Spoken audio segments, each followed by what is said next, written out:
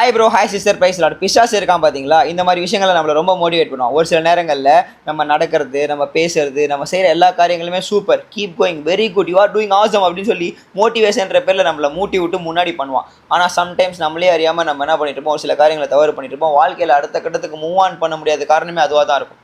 ஆண்டவர் இன்னைக்கு தெளிவுபடுத்துறாரு, brother sister, நீங்கள் நிறைய பிரயாசப்படுறீங்க, ஆனால் அடுத்த கட்டத்துக்கு மூவ் ஆன் பண்ண முடியலன்னா இந்த ஒரு விஷயத்தை நீங்கள் சோதிச்சு பார்க்கணும் அப்படின்னு சொல்லி ஆண்டவர் வார்த்தையில் ரொம்ப அழகாக சிலர் அன்பு மகனே மகளேன்னு சொல்லி உங்ககிட்ட இந்த வார்த்தைக்கு உங்ககிட்ட தான் பேசப்படுற. நான் வார்த்தைக்குள்ள போயிடுறேன். புலம்பல் 3ஆம் அதிகாரம் 40ஆம் வசனத்தில், நாம் நம்முடைய வழிகளை சோதித்து ஆராய்ந்து கர்த்தரிடத்தில் திரும்ப கடவோம். சோதித்து ஆராய்ந்து கர்த்தரிடத்தில் திரும்ப கடவோம்.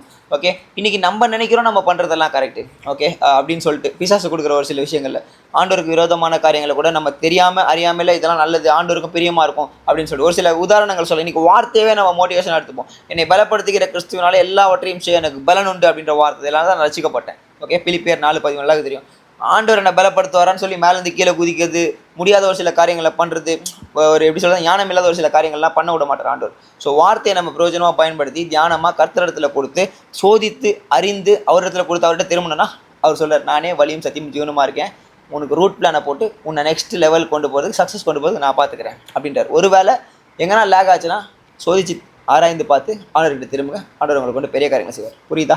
திரும்பங்களுக்கு ரொம்ப தெளிவாக புரியும். இந்த நாள் இல்லாமல் போயிட்டு பேத்தருக்கு சோத்திரம். ஆமென். அல்லேலூயா. Love you.